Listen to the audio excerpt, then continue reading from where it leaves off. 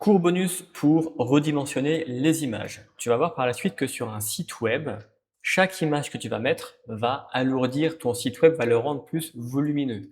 Tu vas passer par 50 émos, 100 émos, 200 émos. Donc le but du jeu, c'est que tu sais aujourd'hui les images avec ton téléphone portable sont des images de bonne qualité. Sur Canva également. Là, sur le cours précédent, on a vu qu'avec un logo, ça sortait en 3000 x 3000 pixels. Nous, ce qu'on veut, pour faire une image, on veut une petite image ici de qualité. Donc inutile de mettre un fichier hyper lourd dans le système pour que ça s'affiche tout petit. Donc comment on fait ça? Tu cliques ici, en plein milieu de l'écran, je t'ai mis le lien sous la vidéo pour avoir ce site web qui est gratuit. Tu prends ton logo et tu observes qu'on a un fichier qui pèse 184 et qui fait une dimension de 2000 par 2000. Donc le but du jeu, c'est d'aller chercher une dimension de 150-150 et que le fichier ne pèse 3 fois rien.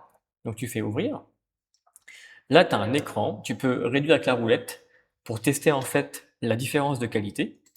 Tu fais Resize, on va faire un 25%.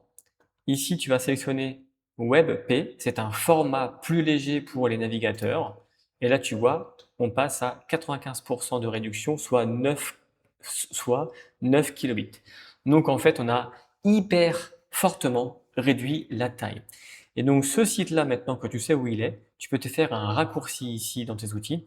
Et pour chaque future image que tu vas faire, que tu vas mettre sur ton site web, tu passes par ce site web. Pour l'instant, c'est le site web en gratuit que j'ai trouvé le plus simple d'utilisation, qui permet vraiment d'alléger son site web au maximum. Et au passage, je t'apporte une première clé. Un site web qui est rapide, qui est hyper léger, c'est un site web qui est rapide à charger sur Google. Et donc, quand tes futurs visiteurs vont venir chez toi, si les pages web sont rapides à charger, ils vont rester. Je te pose la question, combien de fois tu es parti d'un site web alors que la page mettait trop de temps à charger?